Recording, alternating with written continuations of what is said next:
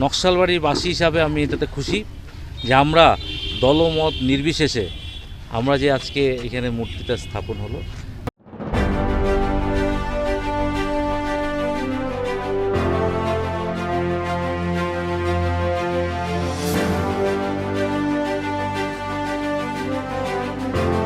দীর্ঘ প্রতীক্ষার পর নকশালবাড়িতে ৩ মনীষীর পূর্ণাবয়ব মূর্তি উন্মোচন অনুষ্ঠান অনুষ্ঠিত হলো।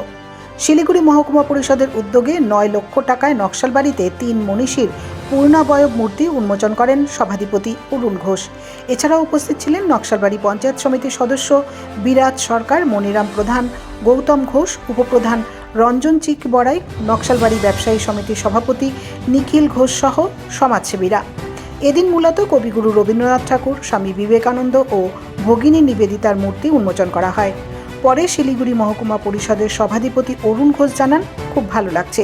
শুধু রাস্তাঘাট বা ড্রেন করেই উন্নয়ন নয়, মনীষীদের বাণী মানুষদের মধ্যে তুলে ধরতে এই কাজ।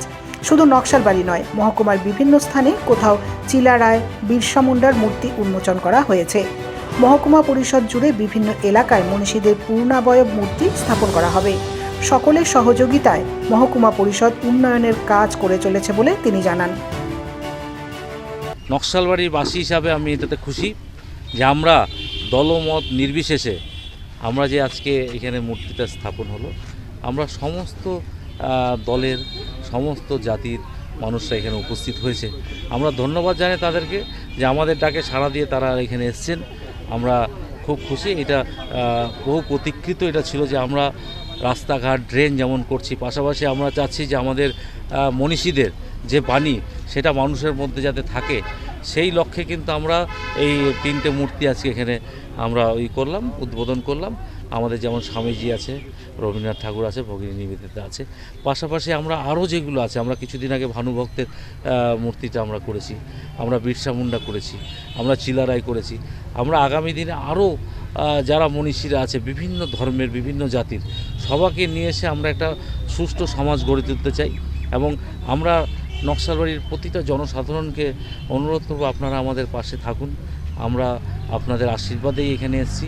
আপনারা আশীর্বাদ করেছেন বলে আমাদের যত সিনিয়ররা আছে, রেসপেক্টেড যারা আমাদের ব্যবসায়ী সমিতি থেকে শুরু করে আমাদের বিভিন্ন গণসংগঠন যারা আছেন, প্রত্যেকে কিন্তু আমাদেরকে সহযোগিতা করছেন আমাদের বিভিন্ন কাজে।